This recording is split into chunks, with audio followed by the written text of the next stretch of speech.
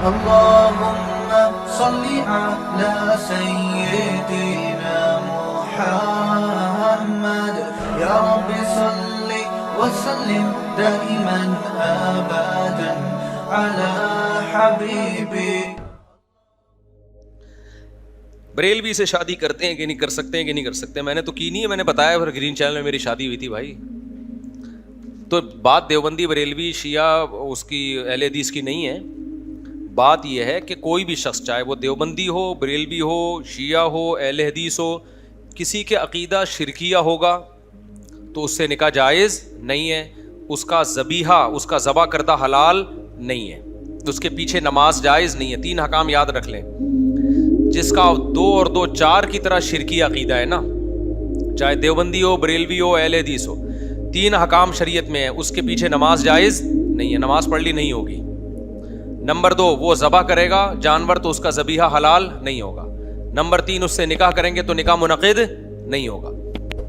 تو یہ کون ہے؟ جس کا عقیدہ اسلام کے کسی بنیادی ضروری عقیدے کا انکار کرے، وہ جیسے قادیانی ہے، ختم نبوت کے منکر ہیں، یا کوئی شخص اسلام کے عقیدہ توحید کا انکار کرتا ہے صاف لفظوں میں، میں نبی کو حاضر ناظر مانتا ہوں، ہر جگہ موجود ہیں، میں نبی کو عالم الغیب مانتا ہوں، سب کچھ اللہ نے علم دیا ہے نبی کے پاس، ما کان وما یکون، کوئی چیز نبی سے مخفی نہیں ہے. یہ شرکی عقیدہ ہے. نبی کو مختار کل سمجھتا ہو کہ اللہ نے آپ کو تمام اختیارات دے دیے، آپ جو چاہے کر سکتے ہیں، اللہ نے آپ کو اختیارات دے دیے، حالانکہ اللہ کہتا ہے میں نے اختیارات کسی کو نہیں دیے. تو یہ 2 اور 2 4 کی طرح واضح بات کرے، گھمائے پھرائے نہیں. بعض لوگ گھماتے پھراتے ہیں. جب ان سے کہا جاتا ہے کہ نبی تو بشر تھے، آپ کہہ رہے ہیں نور تھے، تو کیا انسان نہیں تھے؟ تو بعض لوگ صاف کہہ دیتے ہیں کہ بشر تھے. بشر نہیں تھے، آپ نور تھے، انسان کی شکل تھی، اصل میں آپ نور تھے. تو یہ عقیدہ کافرانہ ہے، کیونکہ آپ قرآن کی واضح آیتوں کا انکار کر رہے ہیں آپ. لیکن بعض لوگ تعویل کرتے ہیں، کہتے ہیں نہیں ایکچولی وہ اس لحاظ سے نور تھے کہ وہ ہدایت کا نور تھے. وہ تو ٹھیک ہے، ہم بھی کہتے ہیں ہدایت کا نور تھے، لیکن انسان تو تھے نا، بشر تو تھے نا. آپ کے والد تھے عبداللہ، آپ کی والدہ تھی آمنہ، اور جو آج بھی سید ہیں وہ بھی بشر ہیں، سارے گوشت پوش کے بنے ہوئے انسان ہیں. تو جو تعویل کرتا ہے، تعویل والا نہیں، 2 ٹوک لفظوں میں انکار کرے گا نا، نبی کو حاضر ناظر کہے گا، مشکل کشا کہے گا، تو وہ دائرہ اسلام سے خارج ہو جائے گا. یہ مولوی نہیں فتوے لگا کے دائرہ اسلام سے خارج کرتے، مولوی بتا دیتے ہیں کہ یہ ہو چکا ہے. لوگ کہتے ہیں مولوی ٹھیکیدار بنے ہوئے دائرہ اسلام سے خارج کرنے کا. مولوی ٹھیکیدار نہیں بنے ہوئے، جو بیچارہ ہو جاتا ہے مولوی اس کے بارے میں رپورٹ پیش کر دیتے ہیں کہ یہ کیا ہو گیا ہے، ہو گیا ہے. اچھا، بعض لوگ یہاں کہتے ہیں ہم کون ہوتے ہیں کسی کو کافر کہنے والے. کچھ براڈ مائنڈڈ قسم کے اسکالر ایسے بھی مارکیٹ میں آ گئے ہیں کہ ہم کون ہوتے ہیں بھائی یہ فیصلہ کرنے والے، یہ تو قیامت میں اللہ فیصلہ کرے گا. اللہ قیامت میں بھی کرے گا، اللہ نے دنیا میں بھی فیصلہ کر دیا ہے. اللہ نے دنیا میں بھی بتا دیا ہے، قرآن و سنت میں واضح تعلیمات ہے کہ کون مسلم ہے اور کون کافر ہے. لہذا یہ فیصلہ کہ ہم کون ہوتے ہیں، ہم واقعی نہیں ہوتے، لیکن اللہ تو ہوتا ہے نا یہ فیصلہ کرنے والا. تو جو اللہ نے فیصلہ کیا وہ ہم پبلک کو بتا دیتے ہیں کہ یہ دلیل ہے اور یہ اللہ کا فیصلہ ہے. ہاں دلیل غلط تو پھر آپ کہیں کہ یار دلیل صحیح نہیں دے رہے آپ، تو یہ بالکل غلط ہے. ہم واقعی کسی کو کافر کہنے والے نہیں ہوتے، لیکن اللہ تو ہوتا ہے نا. تو اللہ رسول نے جس کو کافر کہا ہو ہم اس کو کافر بتا دیتے ہیں، بناتے. ہمارے یہاں کوئی فیکٹری نہیں ہے کافر بنانے کی، کوشش ہماری یہی ہوتی ہے کہ مسلمان بنائیں. ہم جو ہو جاتا ہے اس کو بتاتے ہیں بھائی اس کا اسلام سے تعلق نہیں ہے. اچھا، بعض لوگ کیا کرتے ہیں کہ براڈ مائنڈڈ اتنے بنتے ہیں کہ کسی کو کافر نہ کہو، کسی کو غیر مسلم نہ کہو. ٹھیک ہے، کافر کا لفظ ذرا سخت ہے تو آپ غیر مسلم کہہ دیں.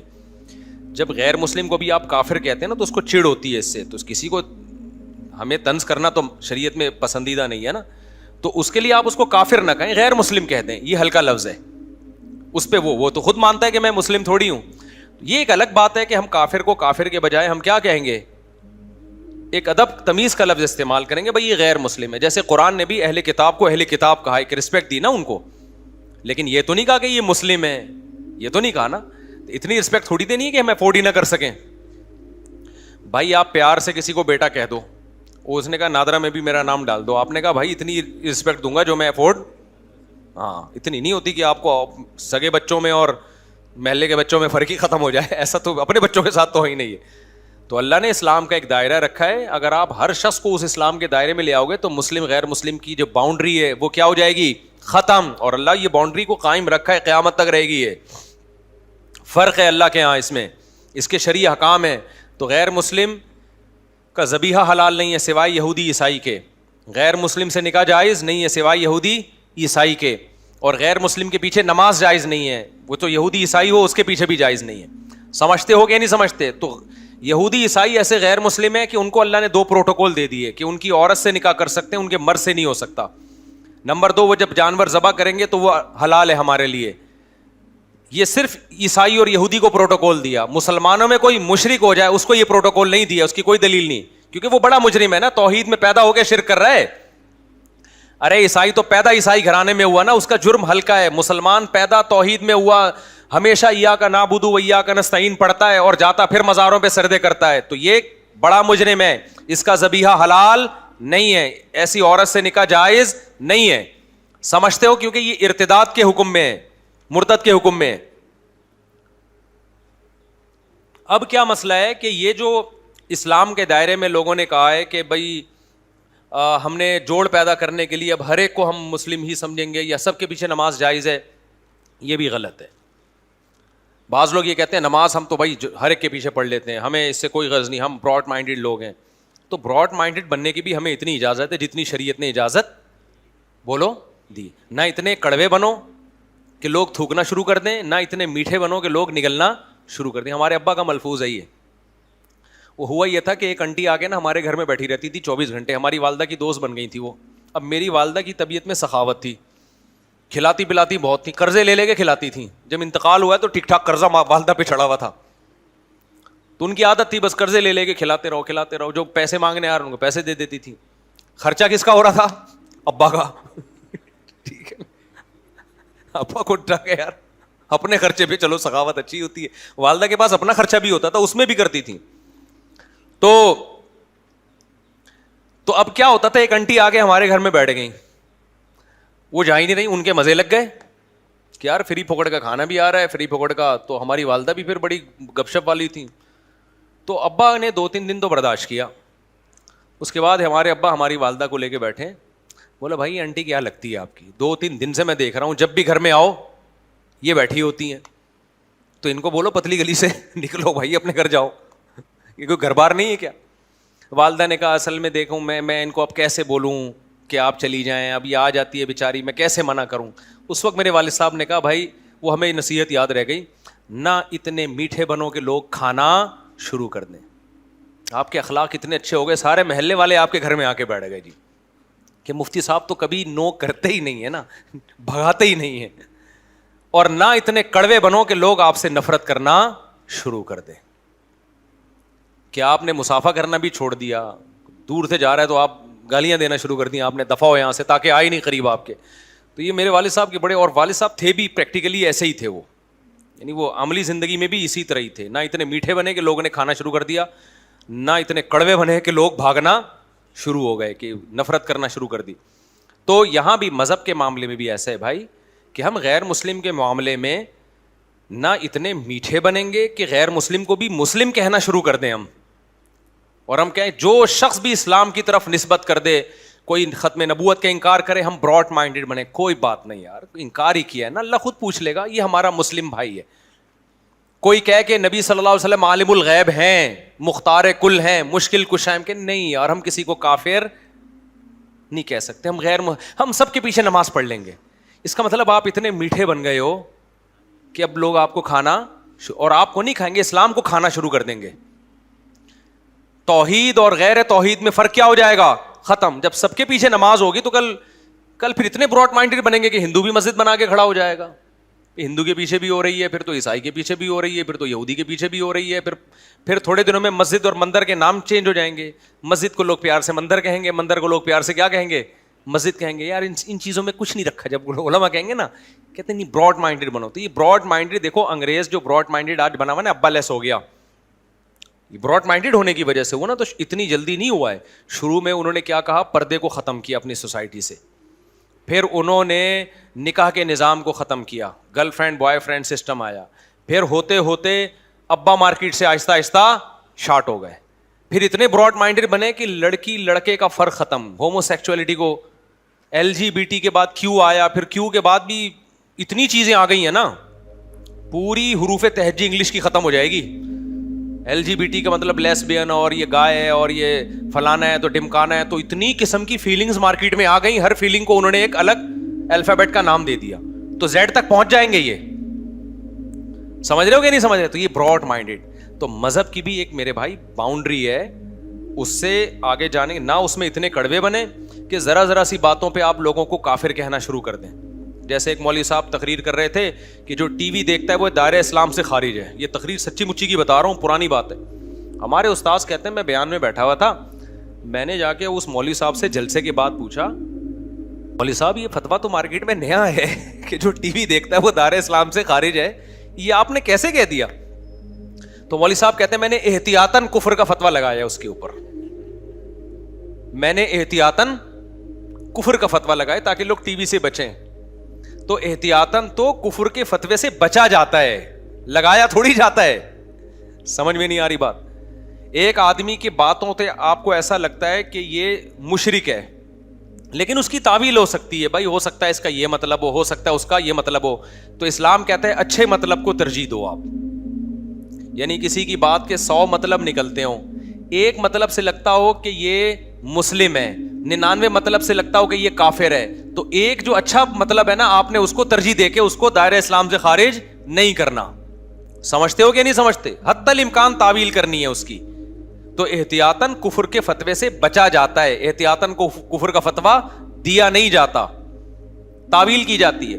لیکن ایک مرحلہ ایسا آتا ہے کہ آپ کے پاس اس کی تعویل کا کوئی آپشن بچتا ہی نہیں ہے. آپ تعویل کر رہے ہو, سامنے والا کہہ رہا ہے میں خود اس تعویل کو نہیں مانتا. جیسے بعض لوگ کہتے ہیں کہ نبی صلی اللہ علیہ وسلم مشکل کشا ہیں, جب بھی آپ سے دعا مانگو آپ حاجت پوری کرتے ہیں, اللہ نے آپ کو اختیار دی ہیں. ہم اب کفر کا فتوے سے بچانے کے لیے ان کی تعویل کرتے ہیں. اصل میں ایکچولی ان کا مطلب یہ ہے کہ جب ہم نبی سے مانگتے ہیں تو فرشتے ہماری پکار نبی تک پہنچاتے ہیں, پھر نبی صلی اللہ علیہ وسلم کی بات فرشتے اللہ تک, یہ اللہ ڈائریکٹ سنتا ہے, پھر اللہ تعالیٰ فرشتوں کو کہتا ہے. تو اس طرح ہم کہ یہ اس کی حاجت پوری کرو نا, تو شاید یہ مطلب ہو. وہ کہتے ہیں نہیں ہمارا یہ مطلب بالکل بھی نہیں ہے, ہمارے نبی کو یہ اختیار دیا ہے. تو اب کیا تعویل کرے گا؟ اب اللہ تعویل کے اول تو یہ بھی ہم تعویل جو کر رہے ہیں اس کی بھی تو کوئی شرعی دلیل نہیں ہے نا. اللہ نے کہا ڈائریکٹ کس سے مانگو؟ مجھ سے مانگو. لیکن ہم گھما پھرا کے اس کو شرک سے بچانے کے لیے بہت تعویل کریں.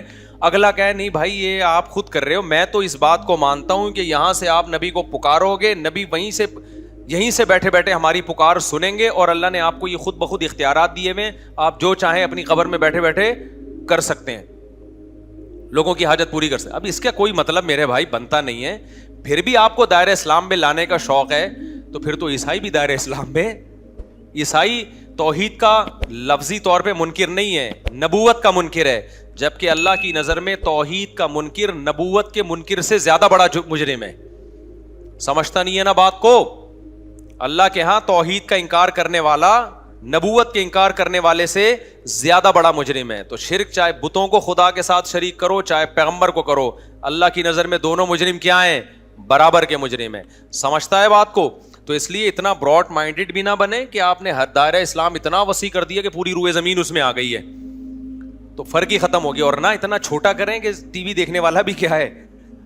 دائرہ اسلام سے خارج ہے. لیکن ایک دائرہ ہے, اس کے فقہی حکام ہیں, تو اس کے پیچھے نماز, غیر مسلم کے پیچھے نماز جائز ہے. اگر امام کا آپ کو پتا ہے کہ یہ صاف لفظوں میں کہتا ہے کہ نبی مشکل کشائیں حاجت روائیں, تو اس کے پیچھے نماز نہیں ہوگی, کیونکہ غیر مسلم کی اقتداء میں نماز نہیں ہوتی. سمجھتے ہو؟ بعض لوگ کہتے ہیں ہم نہیں پڑھیں گے تو فتنہ ہوگا, تو فتنے سے بچنے کے لیے پڑھ لو بعد میں لوٹا لو. یہ براڈ مائنڈیڈ ہے. ہم کہتے ہیں کڑوے نہ بنو کہ لوگ تھوکنا شروع کرتے ہیں, وہاں جا رہا ہے ادھر جماعت ہو رہی, ادھر اپنی الگ سے نماز پڑھ رہا ہے, تو پبلک پکڑ کے کوٹ دے گی تمہیں. پبلک کیا کرے گی؟ پکڑ کے کوٹ دے گی. اور پھر آپ کو حق پرستی کا بھی شوق ہے, آپ لوگ کہہ رہے ہیں بھائی ہاں امام کے پیچھے نہیں پڑھ رہے, کہہ رہے ہیں ان کا عقیدہ شرکیہ ہے, یہاں فتنہ پھیلے گا. تو بھائی چھوڑ دے, اپنی نماز پڑھ, پتلی گلی سے نکل, تو کیا یا ٹھیک کرے گا کیا عقیدہ کسی کا کے؟ اچھا میرے بھائی, اور سارے بریلوی ایسے نہیں ہوتے کہ وہ صاف لفظوں میں شرک کرتے ہوں. یہ ہمارا تجربہ مشاہدہ ہے. بریلویوں میں بھی ہر طرح کے لوگ ہیں, معتدل بھی ہیں اور غالی بھی ہیں. تو معتدل بھی ہیں ان میں بہت سے علماء. ہماری چونکہ اب جب مشہور ہوئے ہیں تو بہت سے علماء سے بات چیت بھی ہوئی ہے, تو وہ اس طرح کے نہیں ہیں جس طرح لوگوں نے فرض کر لیا کہ وہ سارے ہی مشرک ہوں گے یا ساروں کا عقیدہ شرکیہ ہوگا. ایسا نہیں ہے. ان میں بہت سے پڑھے لکھے ہیں, وہ شرکی عقیدوں کو نہیں مانتے. وہ اچھا بہت ہاں یوٹیوب پہ بھی آ رہے ہیں, میں نام لوں گا تو فائدہ نہیں ہے, بہت سارے ایسے ہیں جو میں خود ان کی بعض دفعہ کوئی اسپیچ آتی ہے مجھے لگتا ہے بڑے اللہ نے ان کو علم دیا ہے اور بڑی زبردست بات کر رہے ہیں, لیکن ان میں بڑا مسئلہ یہ ہے کہ وہ کھل کے بتا نہیں سکتے اس عقیدہ توحید کو, ان کی عوام ان کو پکڑ کے کوٹے گی.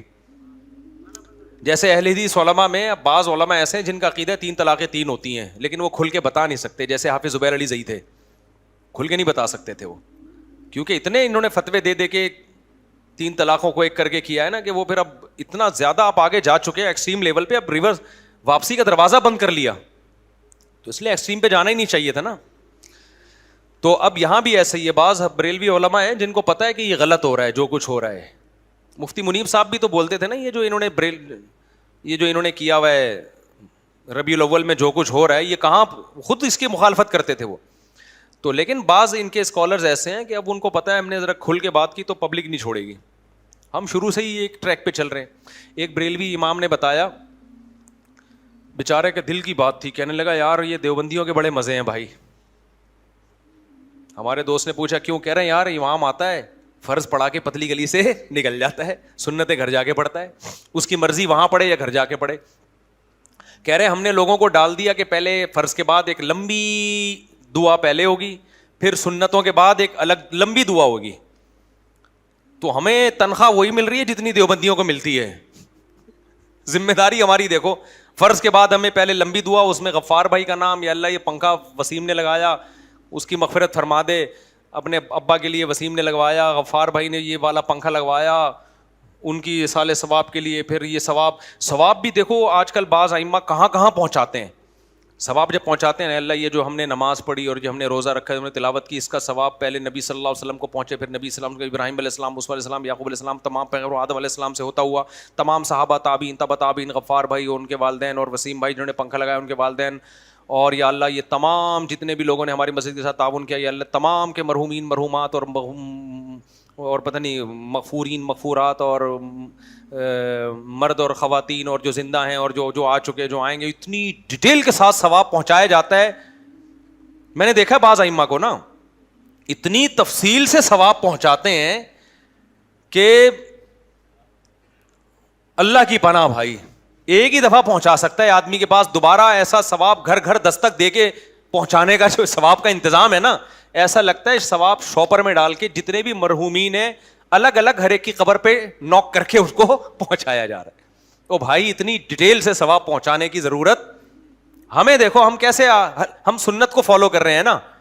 فرض نماز کے بعد یہ اجتماعی دعا ہے ہی نہیں, فرض نماز کے بعد کسی قرآن حدیث میں کہیں بھی نہیں ہے, فقہ کی کسی کتاب میں نہیں ہے, یہ جو عربی مستند کتاب میں ہے, اردو کتابوں کی بات نہیں کر رہا میں, نہ امام حنیفہ سے منقول, نہ امام شافعی سے. ظاہر ہے ان سے اس لیے منقول نہیں ہے کہ ہوگی تو ایک چیز, ائمہ مجتہدین تو اسی کی قائل ہوتے ہیں جو قرآن و سنت سے ثابت ہوتا ہے.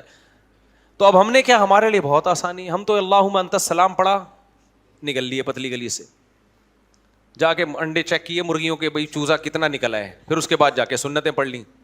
کوئی سنتیں بھی ہم پہ فوراً مسلط نہیں ہوتی, گھر پہ بھی پڑھ سکتے ہیں, یہاں بھی پڑھ سکتے ہیں, دفتر میں بھی پڑھ سکتے ہیں, آزاد ہو گئے. کسی دن موڈ ہوا دعا کا تو لمبی دعا بھی کرا دی, یہ بھی کوئی حرام بھی نہیں ہے کہ دعا کرانا. موڈ ہوا تو آج موڈ ہے بھائی آج کیا کرا دو, چلو یار لمبی دعا ہو جائے. لیکن جو گرین چینل والے بیچارے, وہ ائمہ کی اندر کی دل کی کیفیت میں بتا رہا ہوں. میرا بیان سن کے ہو سکتا ہے ہمارے گرین چینل والے بھائی میری مخالفت کریں, لیکن ائمہ کہیں گے مفتی صاحب دل کی آپ نے بات شیئر کر دی ہے. یہ بیچارے اتنے پریشانی میں ہوتے ہیں, تنخواہ دیوبندیوں والی ملتی ہے لیکن ذمہ داری کتنی. امام پہلے سے آگے بیٹھے گا مصلی پہ, ہم تو جب ٹائم ہوتا ہے نا ٹھک کر کے اسٹائل سے آتے ہیں مصلی پہ کھڑے ہوئے, اس سے پہلے مصلی کو ہم پابند نہیں ہوتے, آتے ہیں. اور سنت بھی یہی ہے, نبی صلی اللہ علیہ وسلم جماعت کے وقت میں اپنے حجرے سے تشریف لاتے تھے. ہمارے جو بیچارے گرین چینل والے بھائی ہیں ان میں امام آدھا گھنٹہ یا 10 منٹ پہلے آ کے بیٹھے گا مصلی پہ, بڑی تمیز سے بیٹھ جائے گا وہ, بالکل بسم اللہ صلو علی الحبیب, بڑی تمیز سے بیٹھے گا وہ. میں بیچارے اماموں کی عکاسی کر رہا ہوں دل کی. وہ کہیں گے مفتی صاحب آپ نے آج پہلی دفعہ ہمارے حقوق پہ کسی نے آواز اٹھائی ہے, تو بیٹھ جائیں گے. پھر وہ اقامت ہوگی تو تمیز سے امام صاحب بیٹھے رہیں گے. حی علی الصلاۃ سے پہلے کسی کو کھڑے ہونے کی اجازت نہیں ہے, تو اس سے پہلے امام بیٹھا ہوا ہوگا نا, تو یہ ذمہ داری اس کی الگ سے امام کو کوئی چارجز کوئی پیسے تنخواہ نہیں ملتی. پھر جب اقامت ہوگی، پھر نماز ہوگی، پھر اس کے بعد امام صاحب نے دعا کروانی ہے مختتیوں کی طرف رخ کر کے، یا اللہ فلانا کو مغفرت، فلانے کی پنکھا ونکھا، بہت زبردست پروگرام چلتا ہے بھائی، چھوٹا موٹا نہیں چلتا. اس کے بعد پھر امام پابند ہے، وہیں سنتیں پڑھے، وہ وہیں سنتیں پڑھے گا. اور جلدی بھی نہیں پڑھ سکتے اتنی اسپیڈ جتنی پبلک کی اسپیڈ ہے، کیونکہ ایسا نہ ہو پہلے فارغ ہو گئے تو گھر جانے کی اجازت نہیں ہے، ابھی دوبارہ دعا ہوگی، پھر وہ لمبی چوڑی دعا، پھر اس میں ان اللہ و ملائکتہ والی آیت بھی لازمی پڑھنی ہے، پھر وہ اس کے بعد درود شریف میں جو آتا ہے پھر سب درود شریف، تو بہت لمبا حساب کتاب چلتا ہے. اس کے بعد امام صاحب کی چھٹی ہوتی ہے، اور پھر امام کا کام ہر تیجے میں جانا، 40ویں میں جانا، یہ سب چیزیں بھی. پھر نماز جنازہ بھی ہماری کتنی ہلکی پھلکی نماز جنازہ ہے، ادھر جنازہ آیا ہم نے 4 تکبیرات کہیں، فارغ ہو گئے. پھر ہماری مرضی، ہمیں کندھا دیں نہ دیں، کندھا دینا ثواب ہے، دے دیتے ہیں اکثر، پوری زندگی پڑی ہے اس کے لیے، دعا کرتے رہو. ان کے ہاں جنازہ بھی بڑا لمبا ہے، جنازہ ہوگا پھر اس کے بعد دوبارہ سے دعا ہوگی، وہ دعا بھی جہری ہوتی ہے، اس میں پورا میت کے لیے آپ نے وہ. تو بیچارے جو بریلوی امام ہے نا، ان کی ڈیوٹی بہت زیادہ ہے بھائی، ان کی تنخواہ ڈبل کر دو. میں صحیح کہہ رہا ہوں، یا تو تنخواہ بڑھاؤ یا امام کو چاہیے ہڑتال کریں. ہم اسٹائل ہمارا، ہمیں تنخواہ دیوبندی والی دی جا رہی ہے، ذمہ داری ہم پہ ڈبل ڈالی جائے، یا تو تنخواہ ڈبل کرو یا پھر ذمہ داریاں ختم کرو. تو یہ دیکھنا، یہ میرا مقصد کسی مسلک کی توہین نہیں ہے، میرا مقصد ہے ریلوی اماموں کے حق میں آواز اٹھانا، کیونکہ بیچارے بہت قسمہ پرسی میں ہوتے. دیوبندیوں کے اس لحاظ سے بڑے مزے ہیں بھائی، بہت مزے ہیں، آئیں گے آرام سے تمیز سے نماز پڑھائی، پتلی گلی سے نکل لی. پھر جمعے کو ان کے اور لمبے پروگرام چلتے ہیں، جمعہ بہت لمبا ہوتا ہے ان کا، اور بھی الگ الگ چیزیں چل رہی ہوتی. مفتی صاحب عرضی ہے کہ میں ایک طالب ہوں، میری شادی ہے، میں نے گھر تو بنایا ہے مگر حق مہر اور خرچہ. ابے بھائی میرے سے پیسے نہیں مانگا کرو، کچھ بھی ہو جائے نا، یہ دماغ میں رکھو، میرے سے پیسے مانگنے کی اجازت نہیں. مفتی صاحب میرا سوال یہ ہے کہ بھائی کسی ٹرسٹ کا نام لے کے نہ پوچھا کرو کہ یہ ٹھیک ہے کہ غلط ہے. کئی بار بتایا ہے، کسی ٹرسٹ کے بارے میں پوچھا ہے یہ ٹھیک ہے کہ غلط ہے، آپ کو خود تحقیق کرو، اس ٹرسٹ پہ آپ کو ٹرسٹ ہے تو آپ تعاون کرو، ٹرسٹ پہ ٹرسٹ نہیں ہے تو آپ تعاون نہ کرو. سمجھتے ہو کہ نہیں سمجھتے؟ ایسا نہیں ہوتا کہ میں یہاں بیٹھ کے بتاؤں وہ ٹھیک ہے وہ غلط ہے. اگر میں کہوں وہ فلانا ٹرسٹ ٹھیک ہے، کل غلط ہو گیا تو کیا ہوگا؟ اور میں کہوں غلط ہے اور کل پتہ چلا وہ غلط نہیں ہے، تو یہ تحقیق بہت مشکل چیز ہے. لا تخف ما لیس لک بہ علم، قرآن کہتے ہیں جس چیز کی یقینی نالج نہیں ہے اس میں گھسنے کی کوشش مت کرو. تو آپ نے جس ٹرسٹ کو دینا ہے آپ خود، میں پاکٹ ویلفیئر ٹرسٹ کی ذمہ داری لیتا ہوں کیونکہ میرے شاگرد چلا رہے ہیں اور وہ سارے پڑھے لکھے لوگ ہیں اور لالچی ان میں، کیونکہ ہم نے ان کے ساتھ کئی سال گزارے ہیں. تو پاکٹ ویلفیئر ٹرسٹ جو ہے ان کے ساتھ میں نے سفر کیا ہے، ان کے سسٹم کو میں نے دیکھا ہے، ان کا کام بہت زیادہ ہے لیکن ان کی فنڈنگ بہت کم ہے، لوگوں کی توجہ نہیں ہے ان کی طرف زیادہ. تو میں اس کی ذمہ داری لے سکتا ہوں، اس میں اگر کوئی فالٹ نظر آئے تو آپ مجھے بتائیں، کیونکہ میں نے پھر جب اس کے پروموٹ کیا تو پھر کوئی شکایت ہوگی تو پھر میرا فرض بنتا ہے کہ میں انتظامیہ کو کمپلین کروں. تو وہ بہت اچھے بڑے بڑے علماء ہیں جن کی نگرانی میں وہ چل رہا ہے اور وہ لالچی نہیں ہے. باقی ٹرسٹ کا میں نہیں کہہ رہا لالچی ہیں، وہ آپ جانیں بھائی، آپ ان کو دیکھیں، آپ کو اعتماد ہے تو آپ تعاون کریں، اعتماد نہیں ہے تو آپ تعاون نہ کریں. چاندی کی چین پہننا مرد کے لیے حرام ہے؟ جی بالکل حرام ہے، اگر پہنے تو نماز ہوگی، مکروہ ہوگی، دوبارہ لوٹانی پڑے گی. مکروہ اور حلال میں کیا فرق ہے؟ دیکھو کچھ چیزوں کے شریعت میں دلائل 2 اور 2 4 کی طرح ہوتے ہیں جس سے صاف پتہ چل جاتا ہے کہ یہ حلال ہے. کچھ چیزیں ایسی ہیں جن میں 2 اور 2 4 کی طرح پتہ ہے کہ یہ اسلام میں کیا ہے؟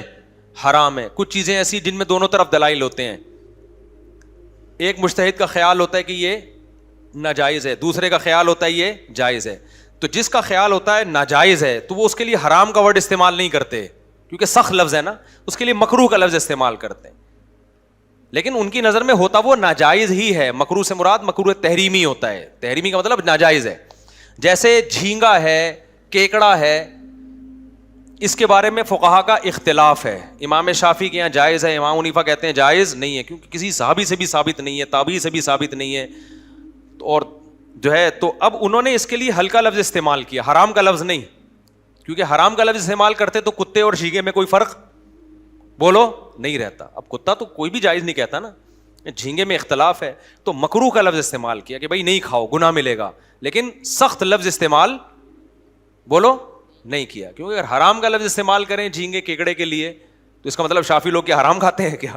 صحیح ہے نا, پھر بزنس بھی حرام ہو جائے گا, پھر تو تجارت بھی, حالانکہ جھینگے کیکڑے کی تجارت بالکل جائز ہے کیونکہ اختلافی مسئلہ ہے, لیکن مکروہ کہا انہوں نے. مکروہ کا مطلب جائز نہیں ہے, ہم کیوں, ہمارے نزدیک دلائل اس کے زیادہ ہیں کہ یہ مچھلی میں داخل نہیں ہے یہ چیزیں, اور قرآن سے سنت سے میں مچھلی کا جواز پتہ چلتا ہے. اس پہ دلائل کیا ہے میں الگ سے کلپ ریکارڈ کروا چکا ہوں. تو اس میں پھر یہ ہوتا ہے کہ اگر کوئی کتا کھا رہا ہے تو بہت غلط کر رہا ہے, جھینگا کھا رہا ہے تو اس کو یہ کہا جائے گا بھائی ایک فقہ کو فالو کرو یار تمیز سے, کیکڑا کھانے کے لیے تم شافی بن جاتے ہو, جھینگا, اور جب بغیر ولی کے نکاح کی بات آتی ہے تو حنفی بن جاتے ہو, تو یہ کیا ادھر ادھر پینترے بدل رہا ہے؟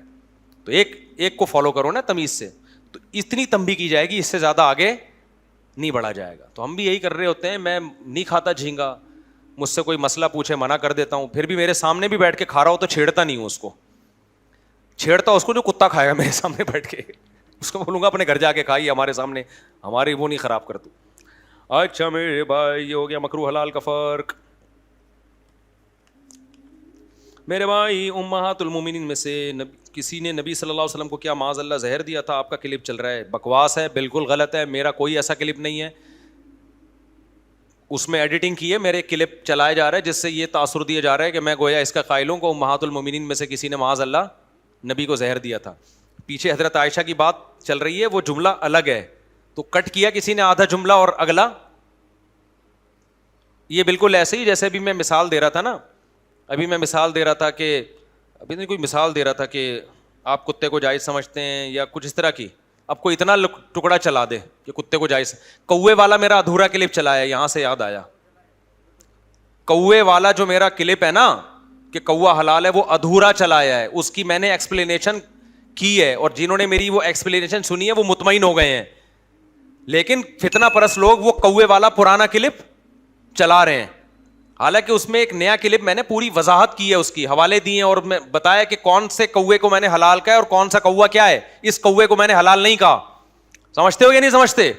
لیکن فتنہ پرست لوگوں کو جب جواب مل بھی گیا تو بھی وہ پرانا کلپ چلا رہے ہیں.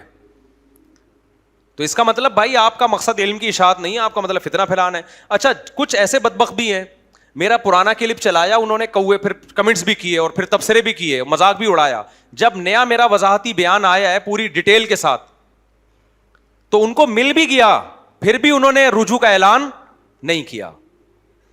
پھر بھی حالانکہ ان کا یہ فرض بنتا تھا کہ یار ہم نے مفتی صاحب کا مذاق اڑایا, اب دیکھو ان کا یہ بیان آیا ہے تو ہمیں اس سے پتہ چلتا ہے پرانا بیان سمجھنے میں غلطی ہوئی تھی, یہ ہے, تو میں اپنے الفاظ واپس لیتا ہوں. لیکن کوئی بھی ایسا نہیں ملا جو اپنے الفاظ واپس لے رہا ہو.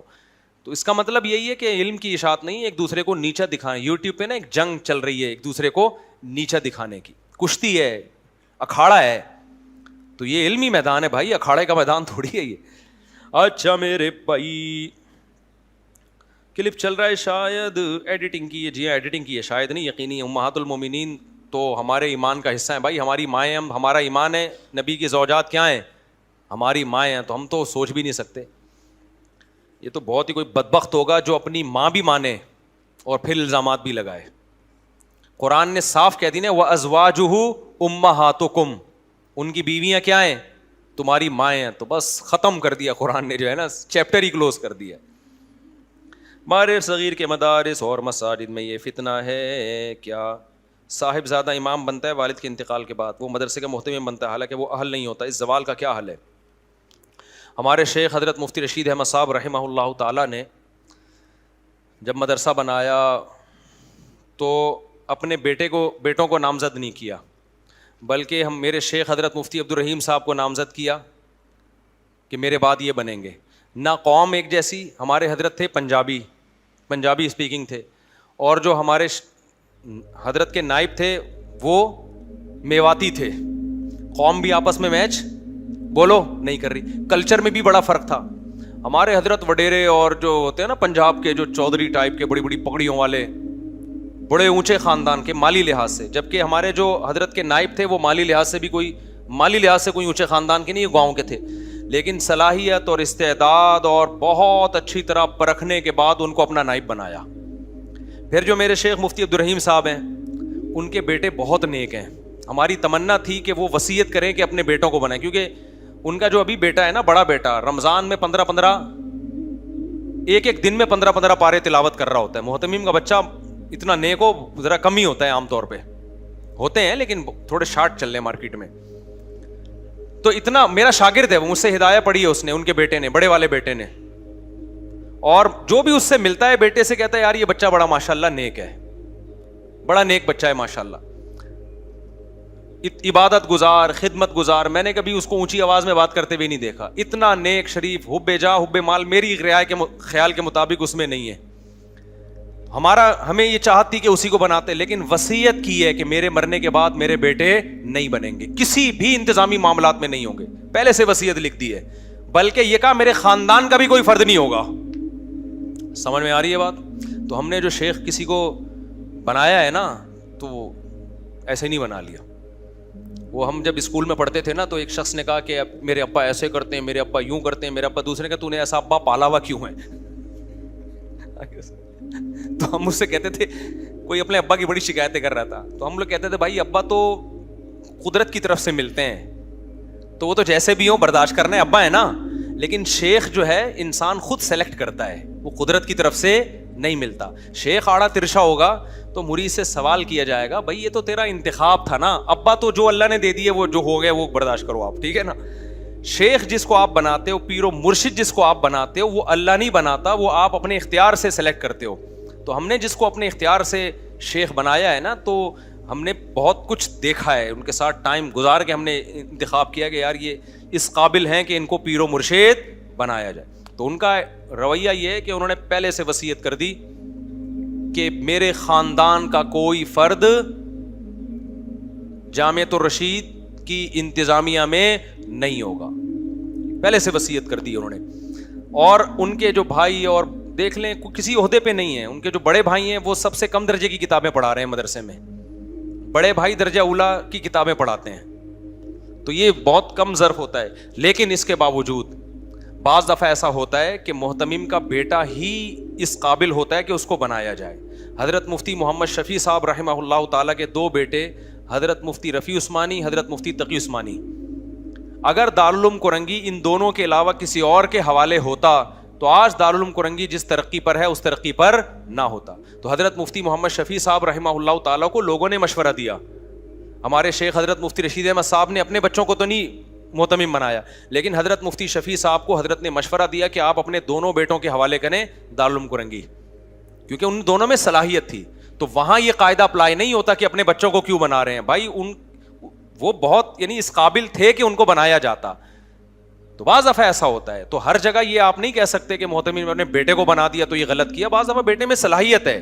اچھا, بعض دفعہ یہ بھی ہوتا ہے کہ پورے طور پہ بیٹے میں صلاحیت نہیں ہوتی, لیکن باپ کو یہ خطرہ ہوتا ہے کہ اگر کسی اور کو بنایا تو اختلاف بہت ہوگا, تو ایسے باصلاحیت کا کرنا کیا ہے جس پہ لوگ جمع ہی نہ ہو. سمجھ میں آ رہی ہے بات کہ نہیں آ رہی؟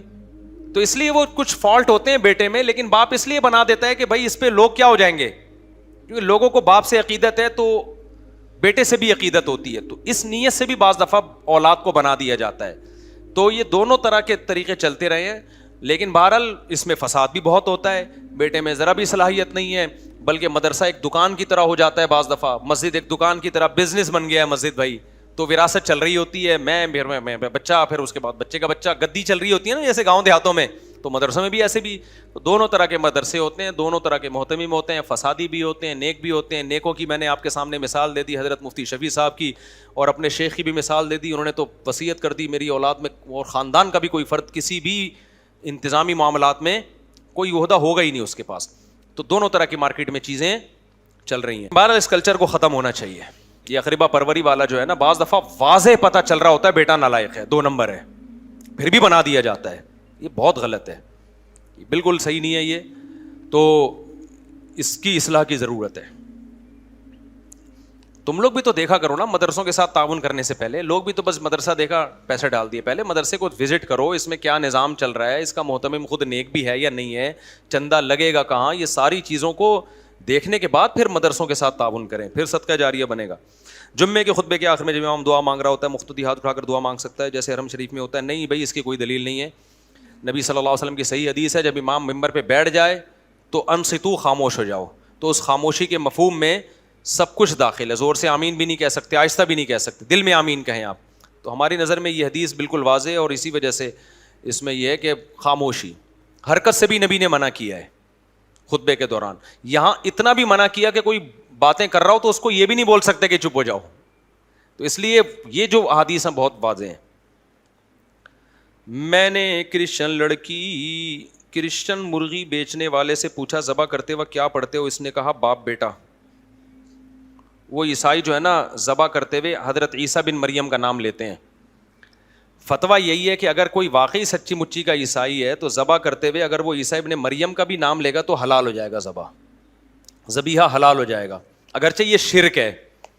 لیکن اسلام نے جب عیسائیوں کو یہ پروٹوکول دے دیا نا تو ان کے مذہب کی خامیوں کو مانتے ہوئے دیا ہے.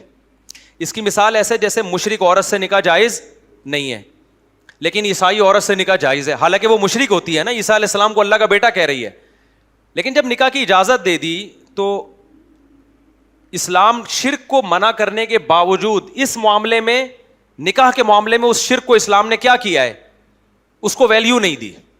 اس میں بہت ساری مصلحتیں تھیں.